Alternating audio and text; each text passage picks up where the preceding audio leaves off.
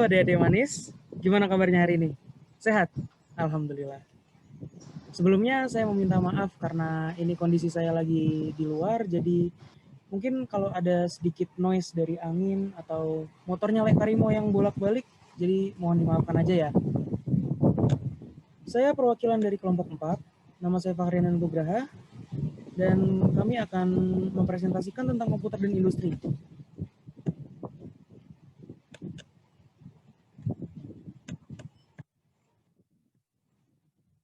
Ada pepatah mengatakan tak kenal maka tak sayang. Jadi mari kita mulai perkenalan untuk presentasi kali ini. Nama saya Alvin Andrian Putra. Nama saya Fakhriana Nugraha. Nama saya Harina Menuntari. Dan untuk Muhammad Fadil, karena yang bersangkutan ada sedikit keperluan, jadi sedang tidak bisa menjalani presentasi kali ini. Saya Raffi Febrian. Halo, nama saya Syai Ferosadina Muhammad. Saya Samara Hasna Fadiah.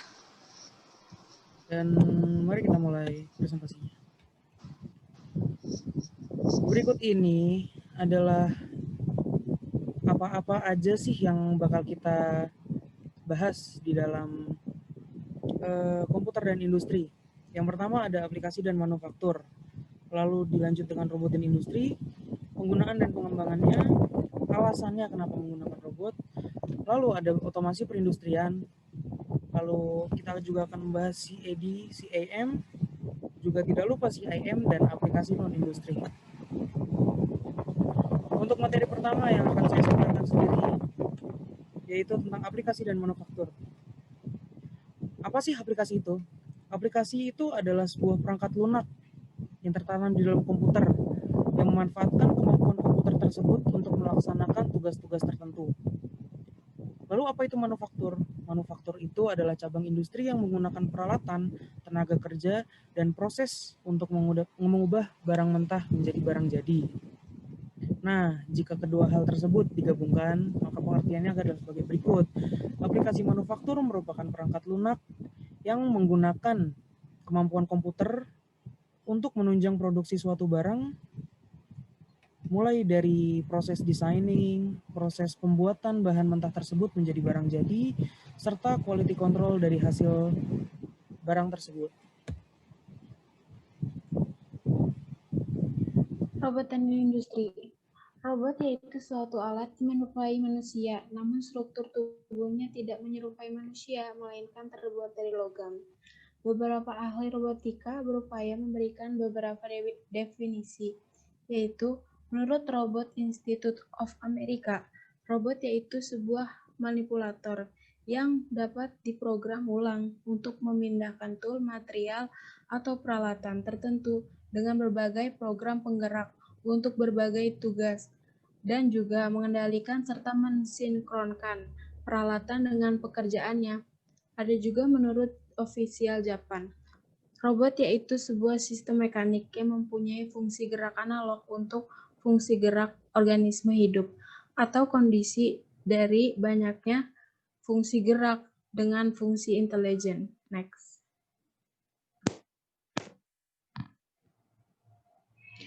Robot industri. Robot industri mempunyai 4 komponen utama, yaitu manipulator, sensor, aktuator, dan controller.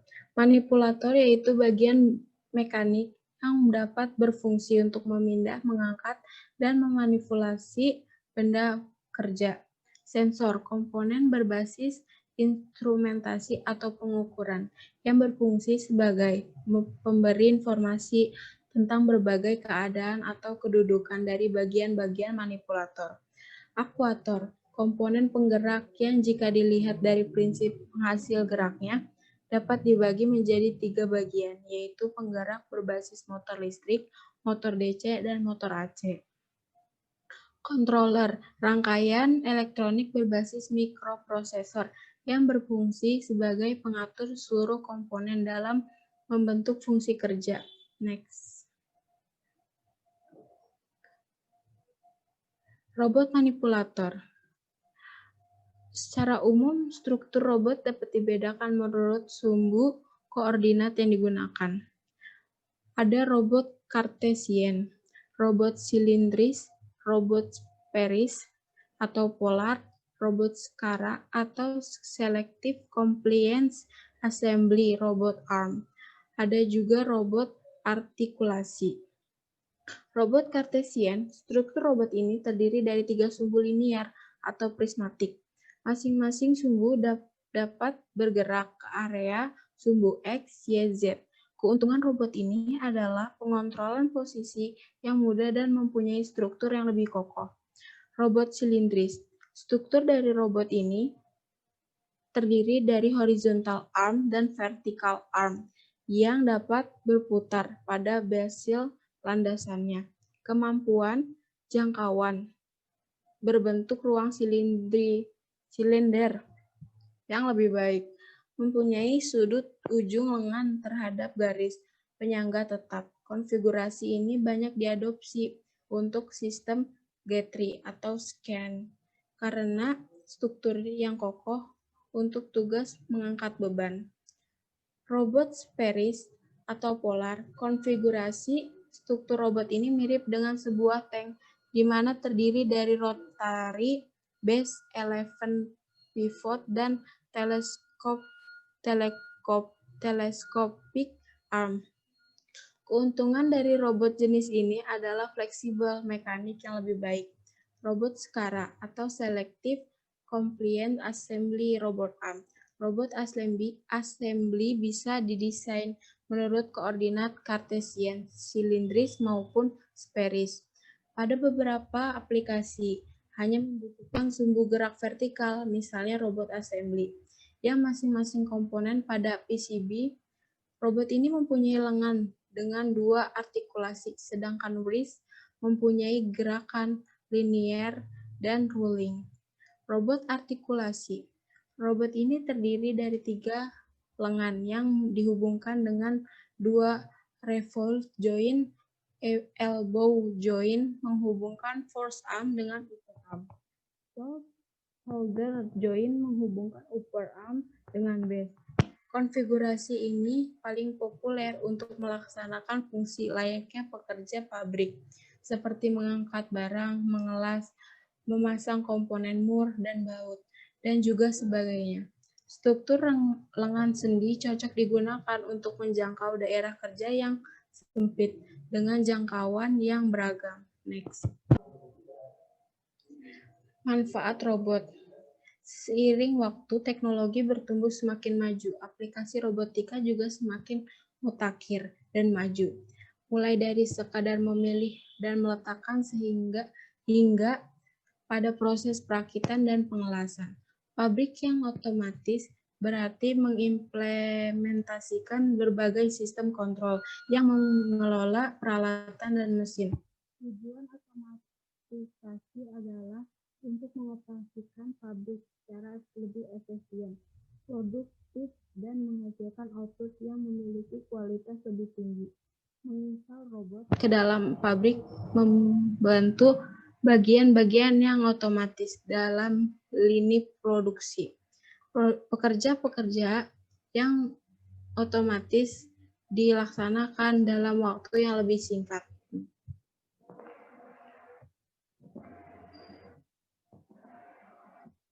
Next. Dampak dari adanya robot. Manusia menjadi malas karena banyaknya peran yang terganti robot. Dia yang semua hal akan dilakukan oleh robot. Sempitnya lapangan kerja. Ini yang akan cepat dirasakan. Akan ada banyak orang yang jadi pengangguran. Karena semua pabrik pekerjaannya sudah digantikan oleh robot, termasuk asisten rumah tangga. Ada krisis energi. Dengan banyaknya robot yang hidup di bumi, maka bumi akan banyak kekurangan energi secara drastis. Apalagi persediaan sumber daya alam di bumi semakin menipis, menumpuknya sampah. Robot yang rusak jika tidak diperbaiki atau dimanfaatkan kembali akan menambah penumpukan sampah di dunia. terakhir, global warming. Dengan terjadinya krisis energi dan menumpuknya sampah elektronik, bukan hal mustahil pemanasan global akan lebih sering terjadi. Next.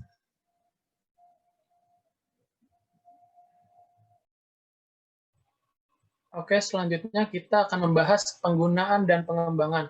Perkembangan industri dunia dimulai dari mesin uap yang mengumpulkan asap pekat sampai ke era komputer yang serba cepat. Mari kita bahas satu persatu. Pertama, revolusi industri pertama. Pada pertengahan abad ke-18, tepatnya di tahun 1750 sampai 1850, revolusi industri dimulai. Revolusi besar-besaran di berbagai bidang seperti pertanian, manufaktur, pertambangan, dan transportasi mulai terjadi. Peran manusia atau hewan seutuhnya yang masih terbatas digantikan oleh teknologi tersebut. Walaupun pada awalnya sedikit ditentang oleh kasta pekerja, namun mereka lebih terbantu dalam efisiensi jumlah beban pekerjaan. Selanjutnya, revolusi industri kedua. Kemudian saat ini, manusia merasa bidang-bidang tersebut berjalan dengan lebih baik. Perindustrian pun akhirnya berkembang dengan pesat. Hal ini mendorong proses energi yang menunjang setiap mesin berjalan dengan seharusnya. Permasalahan listrik, gas, air, dan telegraf menjadi sebuah awalan setelah industri tahap pertama. Revolusi model ini diciptakan setelahnya, yakni di awal abad ke-20, yaitu sekitar tahun 1850 sampai 1940. Listrik mulai ditemukan saat itu, perkembangan pipa gas, air, dan alat komunikasi. Selanjutnya, revolusi industri ketiga. Pasca Perang Kedua, terjadi revolusi industri lanjutan yang sering disebut revolusi teknologi. Manusia mulai sadar muncul era baru setelah mesin, yakni era teknologi. Semua itu dimulai dengan ditemukannya ponsel genggam, mesin kontrol, dan tentu saja komputer. Ditemukannya ponsel genggam, mesin kontrol, dan tentu saja komputer. Tanda itu semakin jelas memudahkan pekerjaan manusia yang bersinggungan dengan data. Bila dulunya manusia harus menulis di mesin ketik, kini bisa menulis di komputer. Atau bila dahulu manusia harus ke telepon umum untuk menelepon, kini cukup dari ponsel pribadinya. Kemunculannya mulai lahir di akhir abad 20. Saat ini, era tersebut terjadi perubahan besar yang mengarahkan manusia ke arah digital. Terakhir adalah revolusi industri keempat. Saat ini kita hidup di era industri keempat. Itu semua diawali dari revolusi internet yang bukan hanya sebagai mesin pencari, namun lebih dari semua bisa terhubung dengan cerdas. Mulai dari penyimpanan awan, perangkat yang terhubung dengan cerdas, sistem fisik fiber, dan robotik. Next.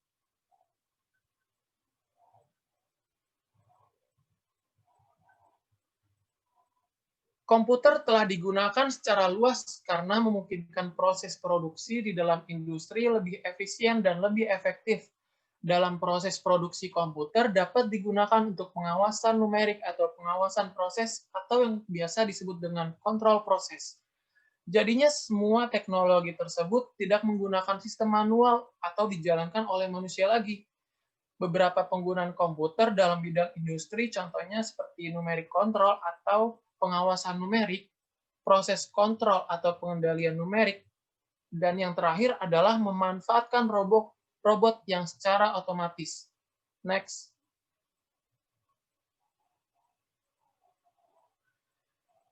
Selanjutnya adalah alasan kita menggunakan robot. Profesor Klaus Martin Schwab dalam Government tahun 2018, dalam bukunya yang bernama The Fourth Industrial Revolution tahun 2017, menyebutkan bahwa saat ini kita berada pada awal sebuah revolusi yang secara mendasar mengubah cara hidup, bekerja, dan berinteraksi antara satu sama lain. Perubahan itu sangat dramatis dan terjadi begitu saja pada kecepatan eksponensial. Ini adalah perubahan drastis dibanding era revolusi industri yang telah ada sebelumnya. Istilah lain dari industri 4.0 adalah revolusi digital dan era disrupsi teknologi. Dapat disebut revolusi digital disebabkan karena terjadinya proliferasi komputer dan otomatisasi pencatatan di semua bidang. Industri 4.0 dikatakan era disrupsi teknologi karena otomatisasi dan konektivitas di sebuah bidang akan membuat pergerakan dunia, industri, dan persaingan kerja menjadi tidak linear. Karakteristik unik lainnya dari Industri 4.0 adalah pengaplikasian kecerdasan buatan atau artificial intelligence. Penggunaan robot untuk menggantikan tenaga manusia sehingga lebih murah, efektif, dan efisien adalah salah satu bentuk pengaplikasian tersebut. Pemanfaatan robot dalam otomatisasi proses produksi di industri telah membawa banyak sekali keuntungan. Salah satunya adalah efisiensi kerja yang pada akhirnya dapat menekan biaya produksi. Karena itu, penguasaan teknologi rancang bangun robot sangat diperlukan. Sejalan dengan meningkatnya teknologi kontrol dan instrumentasi, itu membuat banyak dikembangkannya berbagai jenis robot. Selain manfaat yang telah disebutkan sebelumnya, manfaat lain penggunaan robot juga dapat dirasakan sebagai kestabilan dan peningkatan kualitas produk pada industri. Robot cerdas dalam dunia industri dapat menghasilkan produk yang stabil sesuai dengan program yang telah ditentukan, tetapi memiliki kelemahan variasi hasil produksi berkurang karena robot tidak memiliki kemampuan inovasi dan kreasi. Dalam hal jam kerja, robot dapat bekerja mendekati 24 jam per hari, dikurangi waktu pergantian pekerja yang berfungsi sebagai kontrol program robot. Selanjutnya adalah peningkatan dalam manajemen produksi. Peningkatan manajemen produksi akan sangat berarti karena berkurangnya masalah personalia sebagai akibat berkurangnya tenaga kerja, dan dengan robot permasalahan tenaga kerja kurang terampil dapat diatasi. Selain itu, lingkungan kerja yang lebih manusiawi, lingkungan kerja menjadi lebih manusiawi karena pekerja tidak lagi bekerja di daerah yang kotor dan berbahaya, serta manusia tidak lagi bekerja secara monoton. Kesehatan karyawan, terutama yang bekerja di daerah berbahaya, meningkatkan karena karyawan hanya sebagai pengendali, sedangkan yang melaksanakan pekerjaan berbahaya adalah robot. Yang terakhir adalah penghematan sumber daya dengan mempekerjakan robot pada dunia industri. Maka dapat dilakukan penghematan material dan suku cadang, tidak perlu pendingin, pemanas, dan penerangan ruangan karena robot bekerja sesuai dengan spesifikasi mesin yang tidak memiliki perasaan. Next. Setiap jenis robot pun mempunyai kesesuaian atau kecocokan dengan situasi dan kondisi tertentu. Komponen utama di dalam membangun sebuah robot disebut elektrik motor. Pada robot jenis yang satu ini, energi listrik merupakan sumber daya utama pada robot. Kita semua sadar bahwa energi listrik semakin terbatas dan mahal.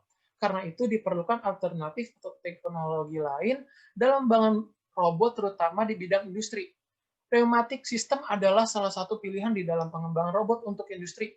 Dengan menggunakan energi udara dengan tekanan tertentu, hal ini dapat cukup menghemat pemakaian listrik. Untuk membangun sebuah robot tentunya tidaklah mudah. Banyak hal yang perlu dipahami. Mengingat robot merupakan perpaduan antara hardware dengan software-nya, di mana di dalamnya berkaitan dengan berbagai macam bidang pengetahuan antara lain, mechatronic control, monitoring, instrumentasi, data acquisition, dan program aplikasi perangkat lunak. Contoh robot yang digunakan pada industri diantaranya adalah Motion Map. Robot yang satu ini adalah robot industri yang paling sederhana dalam melakukan proses mengambil dan meletakkan suatu komponen di dalam proses produksi. Robot ini mampu mengangkat komponen seberat 5 pound atau sekitar 2,268 kg. Selanjutnya adalah The Rhino Charger. Robot ini dibuat oleh pabrik Rhino Robots, Inc. Dan dengan menggunakan komputer Apple serta disk drive dapat menciptakan tindakan berupa gerakan dalam 6 arah sumbu dengan daya angkatnya yang mencapai 50 pound atau sekitar 22,68 kg dan tingkat gerak maksimumnya sekitar 200 inch per detik. Yang ketiga adalah Prap model 4200. Robot ini dibuat oleh Prap Robots Inc. dengan daya angkatnya sebesar 75 pound atau sekitar 34,02 kg. Dengan robot ini mampu berotasi secara horizontal sebesar 250 derajat. Selanjutnya Cincinnati atau Milacron T3. Robot ini menciptakan oleh Cincinnati atau Milacron Corporation dengan daya angkatnya sebesar 100 pound atau sekitar 45,36 kg. Robot ini memiliki fleksibilitas baik dalam arah geraknya, dapat bergerak dalam 6 arah sumbu. Selanjutnya, pra-FC. Robot ini mempunyai daya angkat sampai dengan 1 ton. Kemampuan ini dapat diaplikasikan dalam memindahkan sebuah mesin mobil atau benda-benda berat lainnya selama proses produksi. Selanjutnya ada Cybotech P15. Robot ini diproduksi oleh Cybotech Corporation dan dapat mengangkat sebesar 15 kg. Robot ini biasa digunakan dalam proses pengecatan. Dan yang terakhir adalah Puma model 500. Robot ini merupakan produksi dari Unimation Inc. yang pada akhirnya perusahaan tersebut dibeli oleh Washington House. Puma model 500 merupakan robot elektronik teknologi tinggi yang implementasi robot cerdas dalam kehidupan manusia. Next.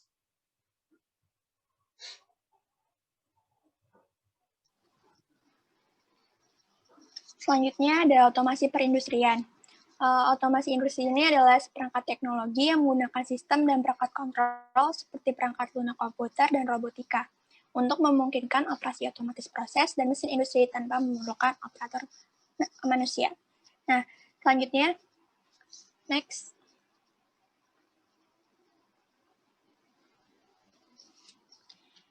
Otomasi industri pada perusahaan manufaktur adalah penggunaan mesin intelijen di pabrik sehingga proses manufaktur dapat dilakukan dengan intervensi manusia secara minimal.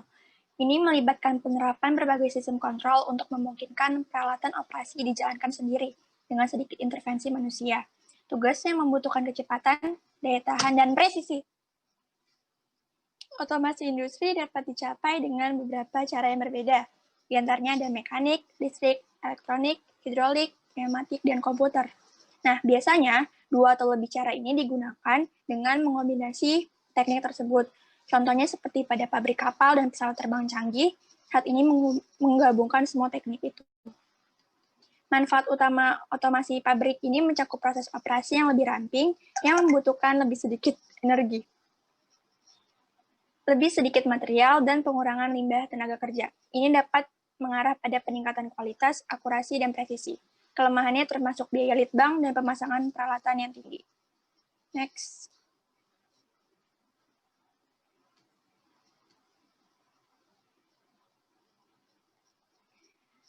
Manfaat otomasi industri dalam perusahaan manufaktur yaitu adalah peningkatan kualitas dan fleksibilitas manufaktur, yang kedua produktivitas meningkat, yang ketiga reduce cost, dan yang terakhir adalah safety. Next.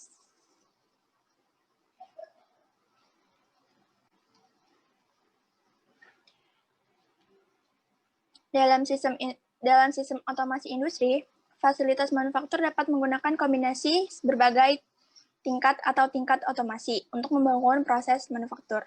Nah, ada beberapa tipe. Yang pertama itu adalah fixed automation. Banyak fasilitas manufaktur melakukan tugas rutin yang berulang-ulang, yang tidak berubah dari satu produk ke produk lainnya. Proses yang membutuhkan proses yang konstan atau berkala besar ini menggunakan mesin khusus dengan fixed automation. Walaupun proses otomasi tetap tidak fleksibel dan mungkin memiliki biaya awal yang tinggi, mereka menghasilkan produk dengan tingkat kecepatan, akurasi, dan keamanan yang tinggi. Yang kedua itu adalah flexible automation. Flexible automation ini adalah otomasi fleksibel yang menggunakan perintah yang ditentukan dalam program komputer. Selanjutnya ada programmable automation.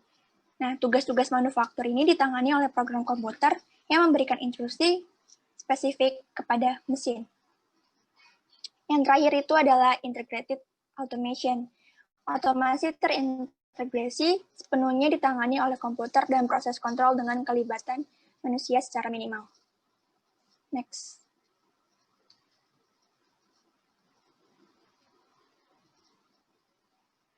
Dalam otomasi industri ini digunakan beberapa tools yang digunakan. Yang pertama itu adalah PLC atau Programmable Logic Controller. Ini adalah sistem kontrol komputer industri digital yang diprogram untuk menjalankan operasi otomatis dalam proses industri. PLC terus memantau dan menerima informasi dari perangkat input atau sensor, memproses informasi, dan memicu perangkat output yang terhubung untuk menyelesaikan tugas dalam proses industri atau mesin. Yang kedua ada Supervisory Control and Data Acquisition atau SCADA, yaitu mengontrol dan memantau proses industri. Sistem memperoleh dan proses data waktu nyata melalui interaksi langsung dengan perangkat seperti sensor dan PLC, dan merekam peristiwa ke dalam file log. SCADA penting untuk menganalisis data dan memungkinkan pengambilan keputusan yang efektif untuk optimisasi dalam proses industri. Yang ketiga ada HMI atau Human Machine Interface, yaitu aplikasi perangkat lunak yang memungkinkan interaksi dan komunikasi antara operator manusia dan mesin atau sistem produksi, itu menerjemahkan data kompleks menjadi informasi yang diakses. Selanjutnya ada Artificial Neural Network atau N. N adalah sistem komputer.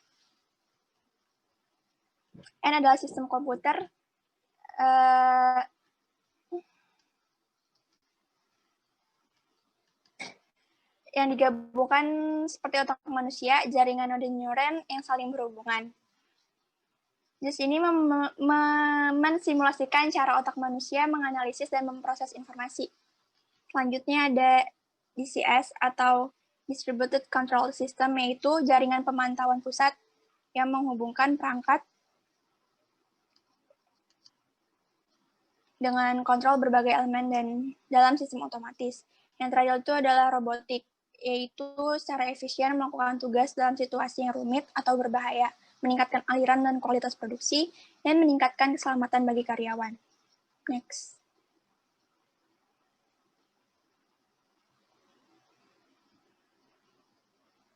Kemudian ada app, Computer Aided Design atau CAD. Suatu program komputer untuk menggambar suatu produk atau bagian dari suatu produk. Produk yang ingin digambarkan bisa diwakili oleh garis-garis maupun simbol-simbol yang memiliki makna tertentu. CAD bisa berupa gambar 2 dimensi dan gambar 3 dimensi. Berawal dari menggantikan fungsi meja gambar ini, perangkat lunak CAD telah berevolusi dan terintegrasi dengan perangkat lunak CAE atau Computer Aided Engineering dan CAM atau Computer Aided Manufacturing. Next. Computer Integrated Manufacturing atau CIM, pengenalan CIM.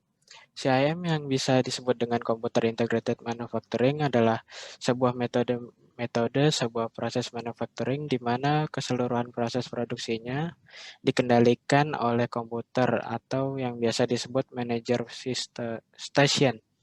Dengan kata lain, CIM ini menggabungkan beberapa proses-proses manual atau tradisional mesin-mesin produksi menjadi sistem yang telah terintegrasi dan berjalan sesuai dengan algoritma produksi yang telah ditentukan. Dalam melakukan proses produksi, proses integrasi memungkinkan proses penukaran informasi dengan masing-masing bagian dapat dilakukan dalam instalasi kondisi tertentu. Melalui hal tersebut, integrasi sebuah proses manufaktur produksi dapat dilakukan lebih cepat dan meminimalkan kesalahan yang terjadi. Meskipun tujuan utama dari CIM ini adalah kemampuan untuk menciptakan proses manufacturing secara otomatis. Next.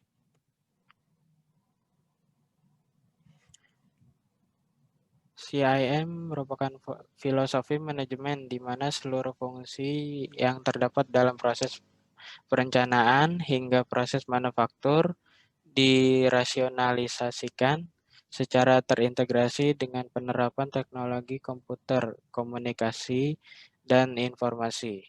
Dari definisi di atas terlihat bahwa anggota elemen CIM adalah proses perencanaan dan proses manufaktur yang dapat melengkapi satu sama lain.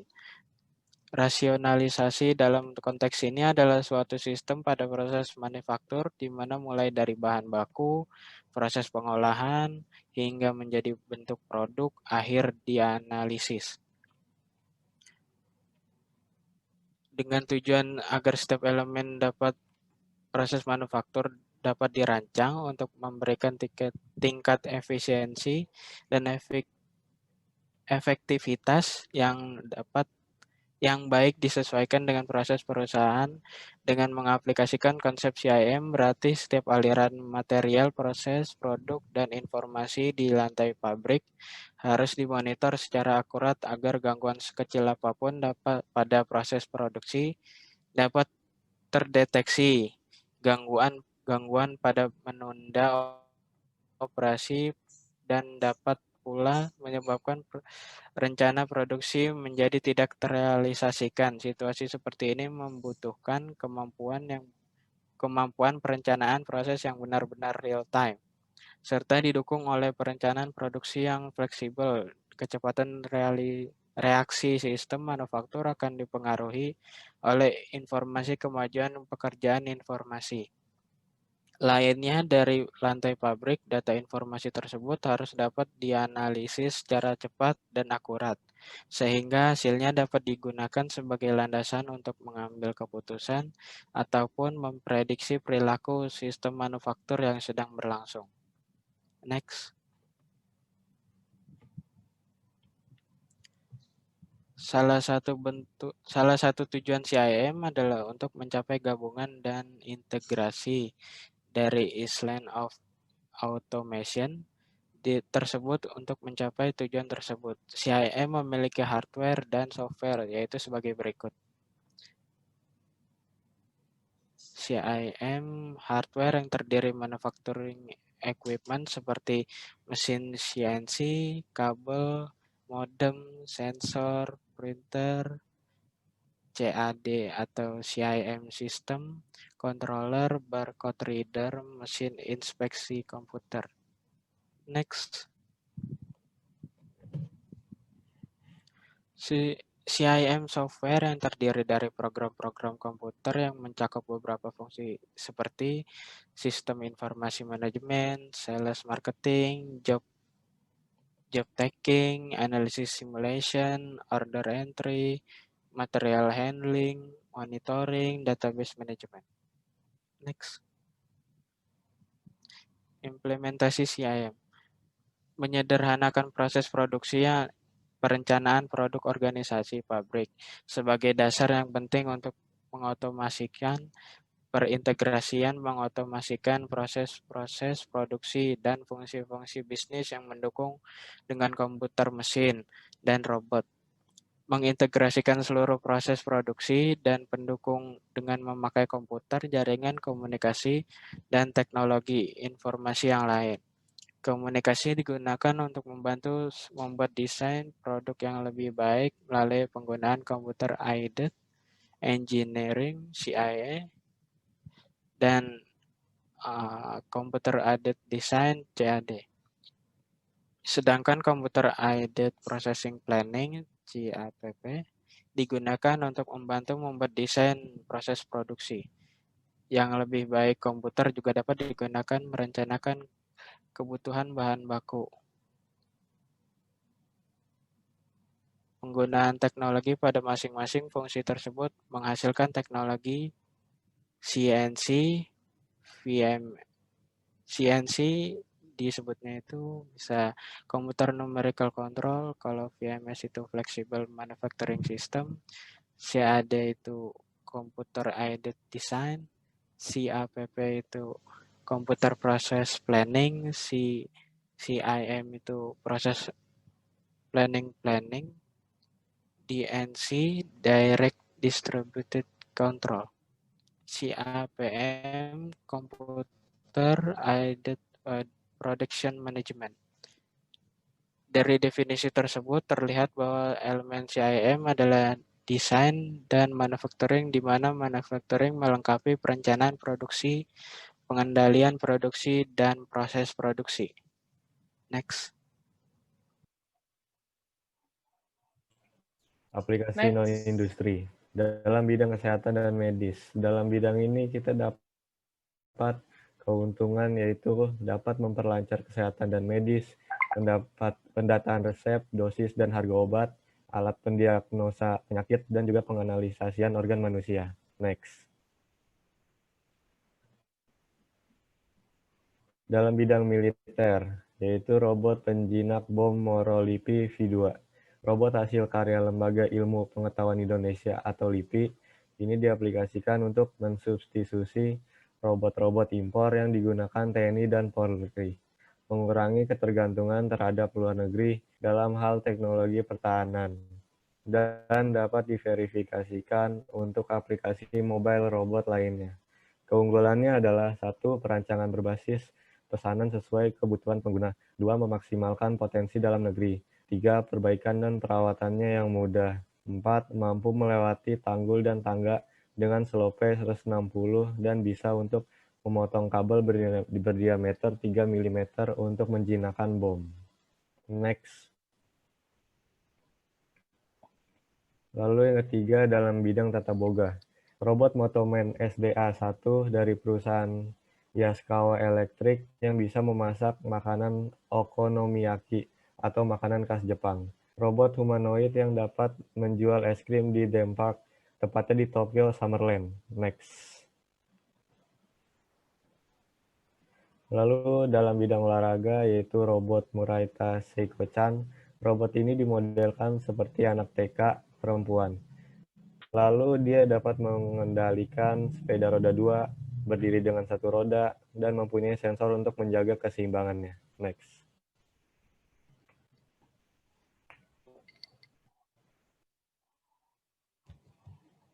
Ya, sekian adalah sedikit penjelasan kecil dari teknologi dan industri kali ini. Setelahnya mohon maaf karena ada beberapa kendala teknis maupun yang disengaja atau tidak disengaja. Sekian saja dari presentasi kami kali ini. Kurang lebihnya mohon maaf. Wassalamualaikum warahmatullahi wabarakatuh.